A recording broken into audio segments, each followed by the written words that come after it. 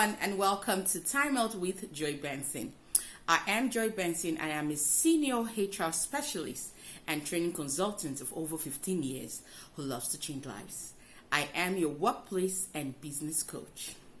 So let's delve into today's question. Hi Joy, I work in a sales and distribution company. I am this HR manager and have been at the company for about 5 years. Recently, I observed a colleague of mine in another branch of the firm who has been cold towards me. She takes forever to respond to her emails or messages and has generally, in my opinion, been unpleasant. I have tried to be amicable, but honestly, I am getting tired of the attitude, and unfortunately, neither can I avoid her as we both work in the same department. She finally walked up to me at one of our meetings and expressed her annoyance with me. I was taken aback, but honestly, what she said didn't make any sense. I didn't think it was enough to warrant the cold shoulder and just summed it up to her being dramatic and requiring constant attention. I have kept my distance since and only engage when necessary. My name is Kendra. Sorry, I forgot to introduce myself at the beginning of the message. That's fine, Kendra. All right, so let's answer your question, Kendra. I would first say congratulations, Kendra, because you're on the right path to building a successful relationship with your colleague. The first step is the decision to have a good work relationship with your colleague, and you've expressed that. So let's move on to what more you can do. I am sure most people have experienced or are experiencing what Kendra has described. The details might be different, but it all boils down to how to effectively work with seemingly difficult co-workers. I use the word seemingly intentionally, and you see why shortly. I must state here, before we proceed, that it is important to address these small disagreements with our colleagues, as the stress of it can affect your productivity, make work miserable, and make the workplace toxic.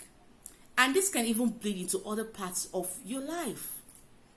So, to answer your question, Kendra, number one, make the decision to build a better relationship with your colleague. And you've done that already.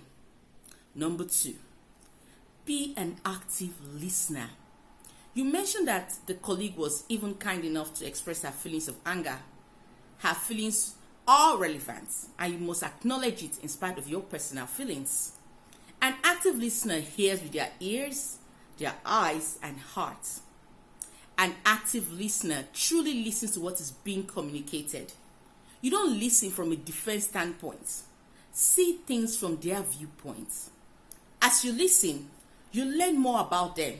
You also gain an understanding of their motivations. It's just possible that their behavior is simply due to stress, a difficult moment in their life, or a difficult client. It could be anything.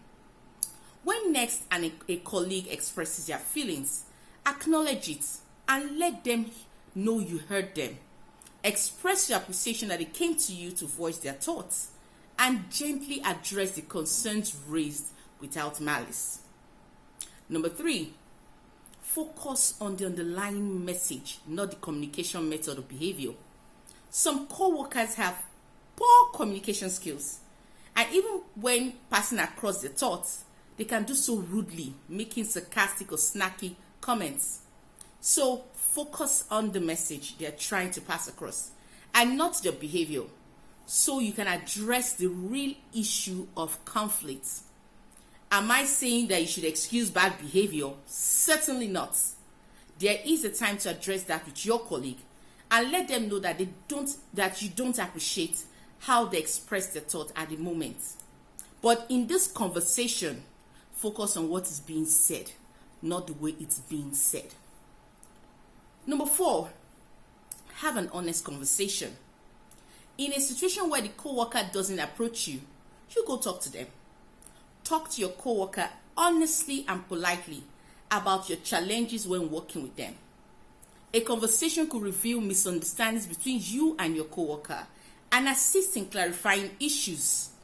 When these issues are identified, address them gently and respectfully.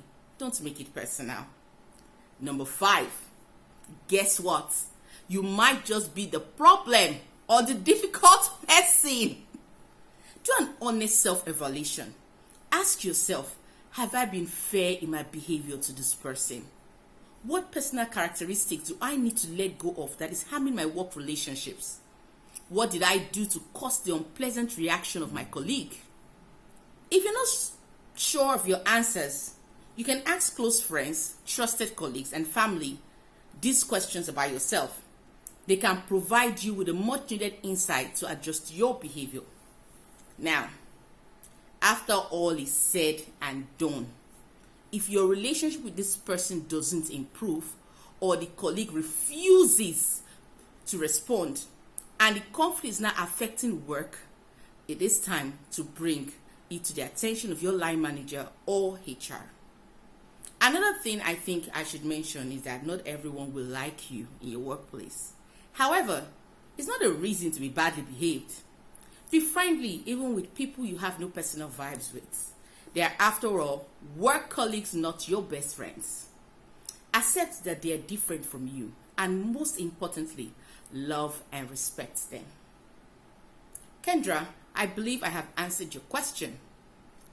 Kindly send your questions to info@upstreamcorporate.com or upstreamcorporate@gmail.com. Follow me on LinkedIn at Joy Benson. I'm currently reading this amazing book by Brian B. Morgan and Michael Lennington called The 12-Week Year. With me, you can read the entire book in minutes. So join me on my reading journey. Catch all my posts on my LinkedIn page.